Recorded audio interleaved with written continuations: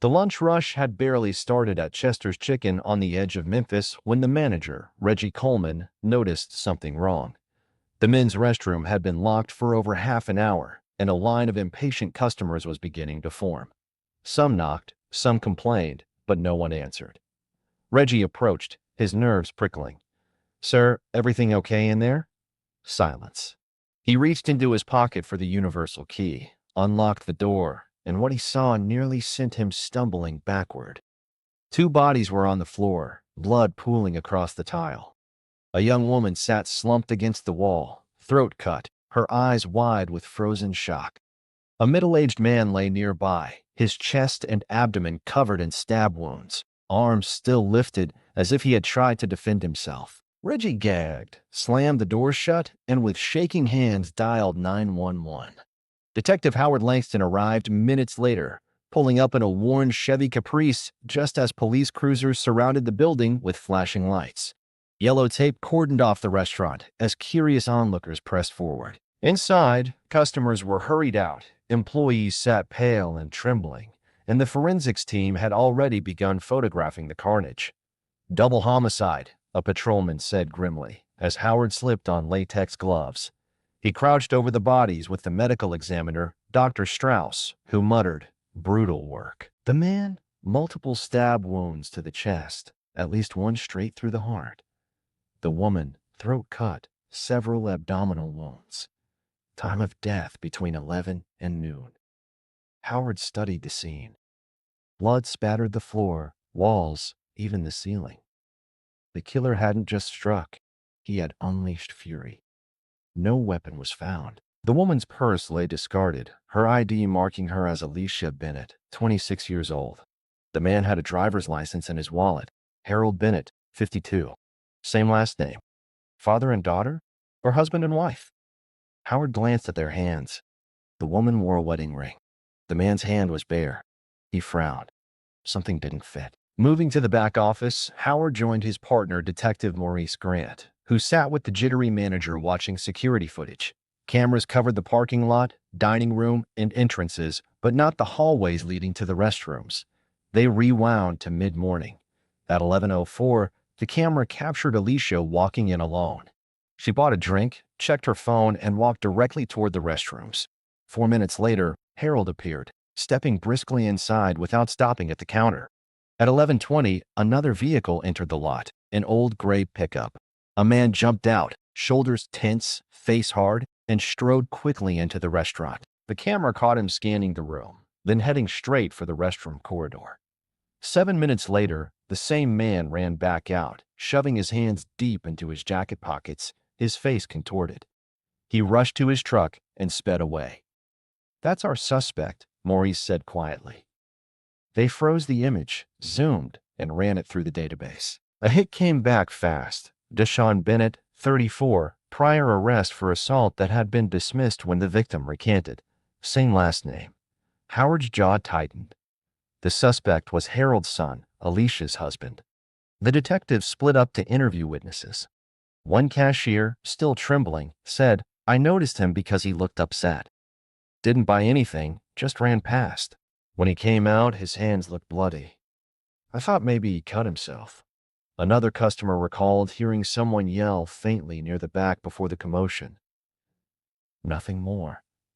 Howard returned to the office, staring at the paused footage of Deshawn's furious face. A son who hated his father, a husband betrayed by his wife. The motive seemed all too clear, but one question gnawed at him. How had Deshawn known to walk into Chester's Chicken at that exact time? Back at the precinct, Howard and Maurice sat hunched over their desks, replaying the Chester's Chicken footage. The timeline lined up too neatly to ignore. Alicia entered at 11:04. Harold followed 4 minutes later. By 11:20, Deshawn stormed in, and by 11:27, he ran back out. The murders had to have happened in those 7 minutes. He knew they'd be there, Maurice muttered, rubbing his temples. But how? He didn't just stumble in. Howard nodded grimly. They had tech run a search on Alicia's phone records. Within hours, their department's cyber analyst, Karen Doyle, came back with something strange. Alicia's phone had a hidden app, a location sharing tool that was connected to Deshawn's account. He tracked her, Karen explained, handing them a printout. Every move she made, he could see it. This morning, he checked her location at least 3 times before leaving his auto shop. Maurice blew out a long breath. So he saw she was at Chester's, recognized his father's car, and went straight there. The motive was starting to crystallize, but they needed more. Howard and Maurice visited Alicia's workplace, a small beauty supply store on the south side. Her manager, Vanessa, met them with tears in her eyes. She was sweet, Vanessa said, voice quivering. Always polite, always working hard. But lately, she seemed different. Changed her hairstyle, started wearing new clothes, always smiling at her phone. When asked about her marriage, Vanessa hesitated. She didn't say much, but she hinted that Deshawn wasn't affectionate, said he cared more about fixing cars than fixing things at home. A coworker, Tanya, quietly admitted she'd noticed bruises on Alicia's arms some mornings, faint ones that she covered with long sleeves or makeup. She never said it was him, Tanya whispered, but we all thought so. The detectives exchanged glances. A marriage under strain, a wife drifting away, and a father-in-law stepping in. They pressed further. Did she ever mention Harold? Howard asked. Vanessa frowned. Yeah. She said he was the only one in the family who treated her right. I thought it was odd, the way she said it. Tanya added, sometimes he picked her up after work.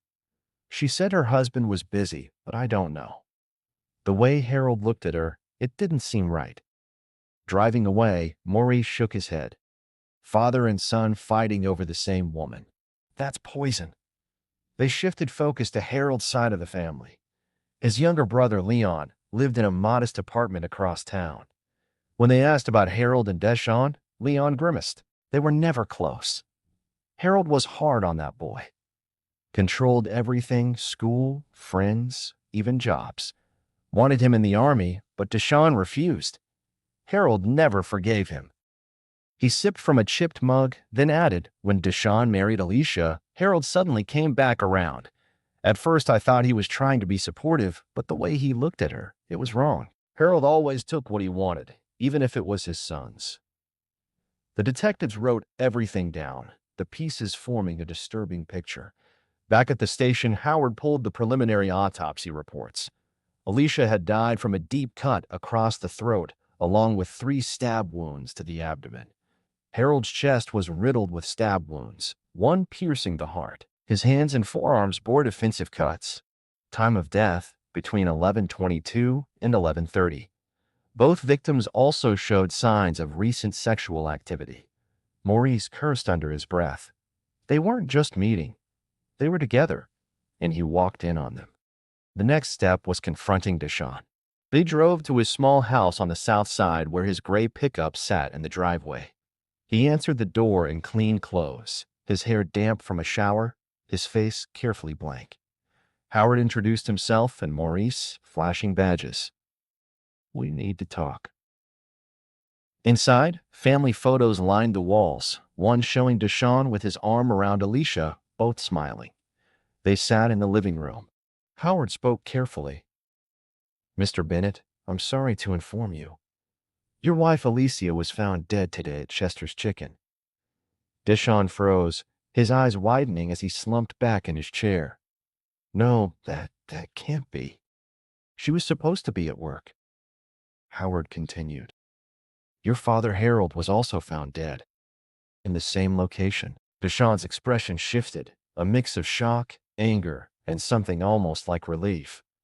My father? Both of them? Together? His fists clenched. Maurice leaned forward. When was the last time you saw your wife? Deshawn rubbed his face. This morning. She left for work around 8. I've been at Black's auto shop all day. I'm a mechanic there. And your father? Howard asked. Last week. We're not close. His voice was tight, unconvincing. Howard pressed further. Where were you between 11 and noon today? Deshawn swallowed. At work. Ask anyone. I never left. But the detectives had already seen the footage, already tracked his phone. They knew he was lying. At the station, Howard and Maurice prepared the warrant. They wanted Deshawn's house searched, his phone examined, his alibi tested. Meanwhile, tech analysts pulled GPS data from his cell phone. The results left no doubt. At 11:12 a.m., his phone left Black's auto shop. By 11:20, it pinged near Chester's Chicken. At 11:27, the same phone moved back toward the auto shop, reconnecting to the network just before noon. Maurice shook his head. His phone tells the story. He left work, committed the murders, then came back like nothing happened. They drove back to the auto shop to speak with Deshawn's coworker and closest friend, Rico Wallace. Rico was tall and thin, with restless eyes that shifted nervously as the detectives approached. Deshawn's a good man, Rico said quickly, even before questions were asked. He wouldn't hurt nobody. Howard stayed calm. We're not here to accuse. We just need to know his movements. Rico wiped his greasy hands on a rag. He was here all morning. We worked on a Dodge Charger, changed the brakes. Didn't leave. Maurice studied him closely. Not even between 11 and noon? Rico hesitated, looking at the floor. Well, I went to the office for a bit to check on a parts order. Could have been gone 40 minutes, maybe an hour. Maybe he stepped out. I don't know. His words contradicted his earlier certainty. Howard wrote it down, realizing the alibi was crumbling. Back at Chester's Chicken, Howard and Maurice canvassed the strip mall again. The owner of an auto parts shop next door, Aaron Matthews, remembered the chaos clearly. I saw him, Aaron said, his gray mustache twitching as he spoke. Came running out like he'd seen a ghost. Blood on his sleeves. He threw something in the trash can before jumping into that truck. Peeled off so fast the tires squealed. When shown a photo of Deshawn, Aaron nodded without hesitation. That's him. The detectives rushed back to the restaurant parking lot, only to find the dumpsters already emptied earlier that afternoon. Frustrated, they turned their attention back to Deshawn's home. The search warrant turned up a bloody T-shirt wrapped in a plastic bag at the bottom of the garbage bin. Forensics quickly confirmed the blood belonged to two different people. In the garage, investigators found rags reeking of bleach, tools washed recently, and a folding utility knife with microscopic traces of blood in its crevices. The evidence was mounting. Back at the station, Howard and Maurice prepared the interrogation room. At 2:30 p.m., Deshawn sat across from them, his court-appointed attorney at his side. His expression was stony, his hands folded calmly. Howard switched on the recorder. August 19th, 2:30 p.m. This is the formal interview of Deshawn Bennett regarding the homicides of Alicia Bennett and Harold Bennett. Howard began. Mr. Bennett, do you still maintain that you were at work between 11 and noon? Deshawn's voice was steady. Yes, I never left the shop. Howard slid a photo across the table. Then explain this. Surveillance footage shows you entering Chester's Chicken at 11:20. Deshawn glanced at the picture, then looked away. That's not me. Maurice leaned forward, his voice sharper. And this is you leaving at 11:27. Look closely. Your clothes stained. Experts identified traces of blood. Deshawn shifted uneasily, but kept his tone firm. I told you, I wasn't there. Howard kept stacking evidence on the table. The GPS report, the witness statement from Aaron Matthews, the bloody T-shirt, the knife. Each item chipped away at Deshawn's composure. His lawyer raised a hand. My client has already explained his whereabouts. You're building a story on circumstantial evidence. Howard ignored the protest. We also checked your phone, Mr. Bennett. You had a tracking app linked to your wife's location. At 11:10, you opened the app. At 11:12, you left your shop. At 11:20, you were at Chester's Chicken. You didn't go there for lunch. You went because you saw where she was. Deshawn's jaw clenched, his face twitching. Maurice pressed harder. When you walked in, you saw your wife and your father together, didn't you? In that restroom. That's why you snapped. Deshawn's hands trembled, but he tried to steady himself. You don't know what happened. You don't know them. Howard leaned back, his eyes fixed on the suspect. Then tell us. Help us understand. Why were you really there? The room went quiet. The hum of the overhead light buzzed in the silence. Deshawn stared at his hands, breathing slowly, as if wrestling with himself. For a moment, it looked like he might break. His lawyer whispered something quickly in his ear, but Deshawn shook his head. He looked up at the detectives, his eyes heavy with pain. You don't understand what that man did to me my whole life, he said softly. His voice cracked, and the room shifted. Howard and Maurice knew they were close to the truth, but they didn't push just yet. They let the silence sit, waiting for him to continue. Deshawn rubbed his face with both hands, breathing heavily, then lowered them to the table. His voice was low at first, almost a whisper. He never stopped controlling me. My whole life. From when I was a kid, he told me I wasn't good enough. If I got a B instead of an A, he'd make me run laps around the block until I collapsed. If I had a friend he didn't like, he'd find a way to ruin it. The first girl I ever loved, he seduced her just to show me he could. His fists clenched against the metal table. When I met Alicia, I thought I finally escaped. I thought she was mine, something he couldn't touch. We moved out, built our own life, kept distance. But then he came back, acting like he wanted to reconnect. He'd stop by, bring little gifts, talk to her more than he ever talked to me. I saw the way he looked at her. At first I told myself I was imagining it, but I wasn't. His voice grew harder, steadier, as the memories flooded. I installed that tracker on her phone a few months ago. She started acting different, staying out late, dressing up more, always smiling at her messages. I caught her lies about being at work. Every time I checked, she was somewhere else. Sometimes a diner, sometimes a cheap motel off the highway. Always alone, at least that's what I thought. But then I started noticing patterns, days when my father's car disappeared too. Maurice asked quietly, so what made you go to Chester's that day? Deshawn stared at the wall behind them as if replaying the scene. That morning, she said she was working through lunch. I checked the app around 11 and saw she was at Chester's. My stomach dropped. Something told me. I drove there, and when I pulled into the lot, I saw his car, right next to hers. I knew. His voice cracked. I begged myself to believe it was a coincidence, but deep down I already knew. He described rushing inside, scanning the dining room, not seeing either of them, then heading toward the restrooms. The men's was empty. I stood outside the women's, couldn't make myself go in.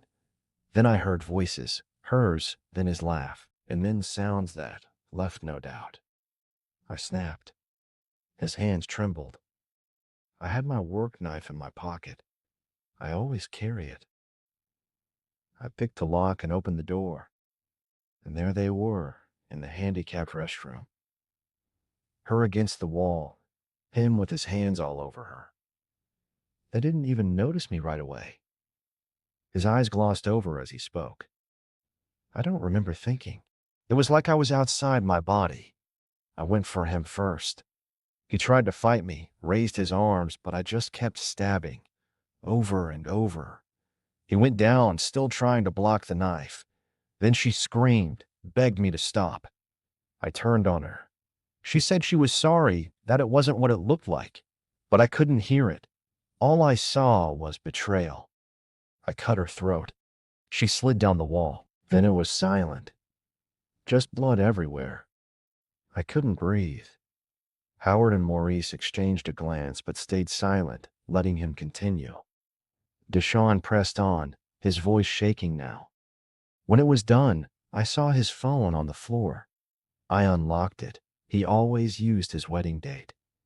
And there were messages. Messages to her, telling her I'd never know, that I was weak, that he'd take everything from me like he always had. That's when I realized he'd been planning this. Manipulating her, turning her against me. He destroyed everything. His lawyer placed a hand on his arm, but Deshawn shook him off. You don't know what it's like to grow up under a man like that. He controlled every choice I ever made. He took every joy from me. And when I finally thought I had one thing of my own, he took her too. He leaned back in his chair, his voice flat now. I left through the back, threw the knife in the dumpster, went home. Burned my clothes, showered, then went back to work. Tried to act normal, but I knew it would come. Howard closed the folder slowly. You understand what you're saying amounts to a full confession?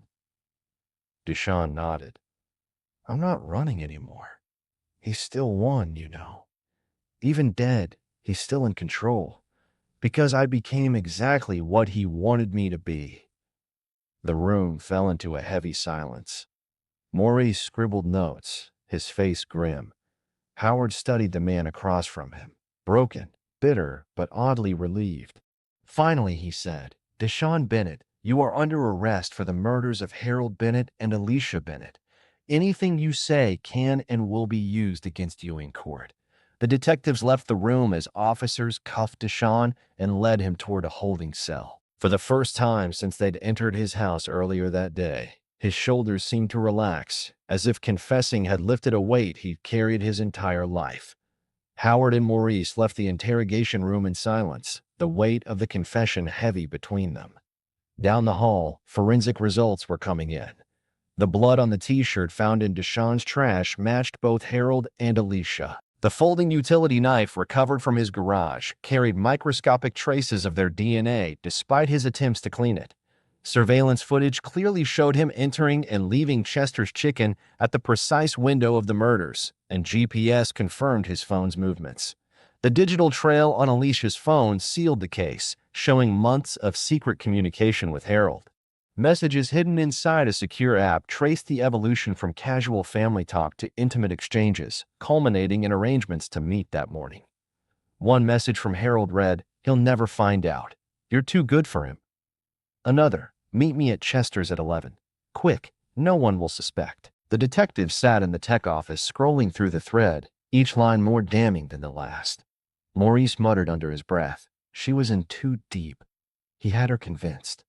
Howard nodded slowly, rubbing his tired eyes. He manipulated them both, but that doesn't excuse what Deshawn did. Two people are dead. Later that evening, they visited Alicia's workplace again to update her coworkers. Vanessa broke down when they told her. Tanya stood silent, hands clasped. I knew something was wrong, Tanya whispered. The way she lit up when Harold picked her up. I thought it was just kindness. I didn't think it was this. Across town, they sat with Harold's younger brother Leon once more. When they explained what Deshawn had confessed, Leon shook his head, his expression grim. That boy hated Harold, but he still wanted his approval. That's the sickness Harold left in him. Harold controlled him so long, he couldn't see straight. It was bound to end like this. In the days that followed, more pieces confirmed the toxic history. Teachers from Deshawn's school days recalled Harold as a strict, domineering parent who demanded perfection. An ex-girlfriend from Deshawn's early 20s admitted Harold had seduced her, just as Deshawn described, leaving scars that never healed. Former neighbors spoke of constant arguments between father and son. The evidence supported Deshawn's story of lifelong manipulation, even if it did not justify his violence. At the precinct, Howard and Maurice sat together late into the night. Stacks of reports, evidence logs, and interview notes cluttered their desks. Maurice leaned back, sighing. Do you believe him? About Harold's manipulation? Howard tapped his pen thoughtfully. I do. Too many people confirmed the pattern. Harold wanted control over everyone, even his own son's wife. But knowing the truth doesn't change the law. Deshawn crossed a line he can't come back from. Maurice stared at the ceiling. Sad thing is, he spent his whole life fighting to prove he wasn't like his father. And now, look at him. He's exactly what Harold said he'd be. Howard looked out the window at the glow of the city lights. That's the real tragedy. The cycle continues, even when you think you've broken free. Some prisons you can't escape, not even after the man keeping you there is gone. In the morning, the district attorney's office reviewed the file. With the confession, the physical evidence, the digital trail, and multiple witness statements, the case was airtight. Prosecutors prepared to charge Deshawn with 2 counts of first-degree murder.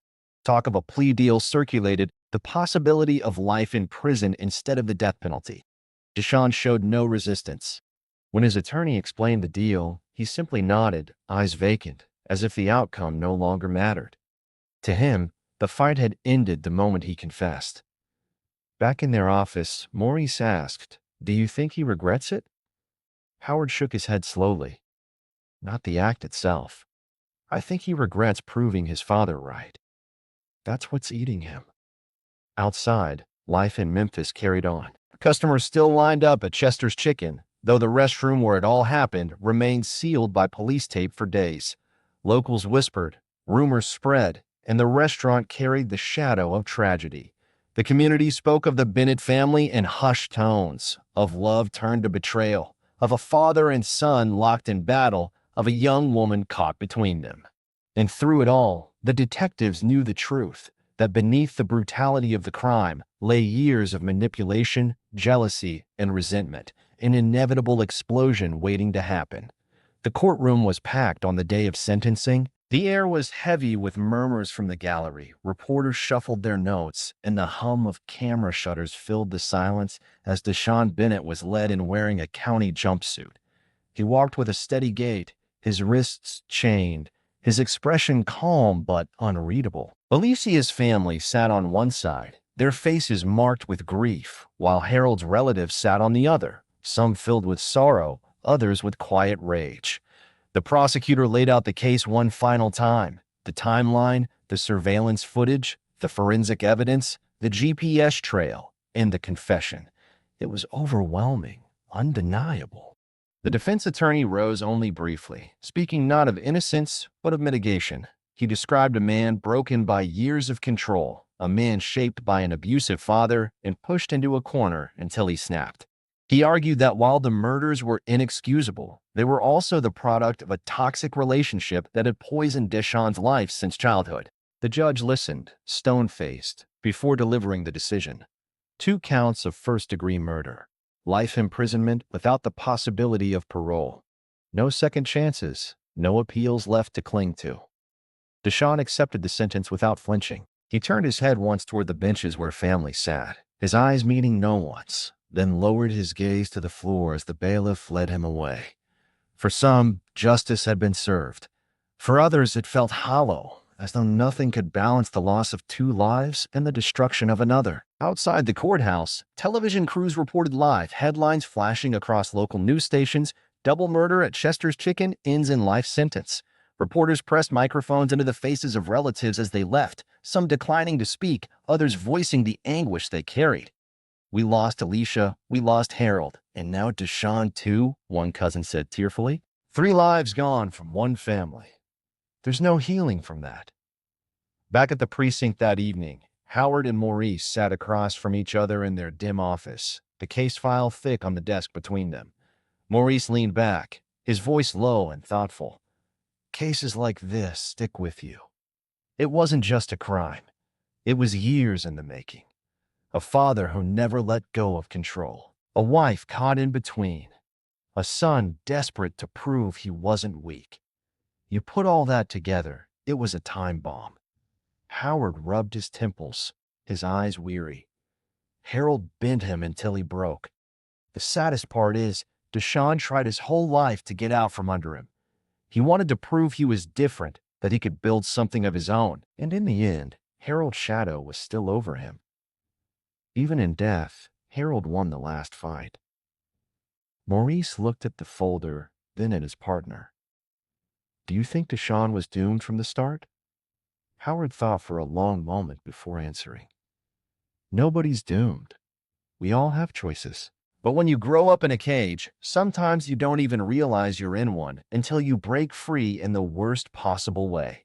He chose murder, and now he'll pay for it. But I can't help thinking that if Harold had been a different man, none of this would have happened." For weeks, Chester's Chicken remained a point of morbid fascination. The restroom where it happened was scrubbed clean and reopened, but many customers whispered about the tragedy as they ate, glancing uneasily toward the back hallway. Employees confessed that the place never felt the same. Regulars who had been there the day of the murders said the memory haunted them. The sight of police tape, The crying staff, the flashing lights in the parking lot. It became part of the city's history, a grim reminder that the darkest tragedies often erupt in the most ordinary places. Neighbors of the Bennetts struggled too. Some felt pity for Deshawn, recalling him as a quiet, hard-working mechanic. Others condemned him outright. One neighbor told reporters, "We all knew Harold was rough on him, but nobody thought it would end like this. He could have walked away. Instead, he chose blood." In prison, Deshawn adapted quickly to his new reality. Guards noted his quiet demeanor, his lack of complaints. He kept mostly to himself, speaking little, carrying himself like a man who had already resigned to his fate. There were no appeals, no attempts to fight the verdict. To him, the sentence was the last chapter in a story written long ago. Howard and Maurice closed the file with a mix of relief and sadness. They had solved the case, but solving it didn't ease the sense of inevitability that clung to it. You ever think about how many families out there are ticking like this one? Maurice asked one night as they packed up. Howard nodded slowly. Every day, behind closed doors, in kitchens, in living rooms. Control, resentment, secrets. Most don't end like this. But when they do, he didn't finish the sentence. He didn't have to.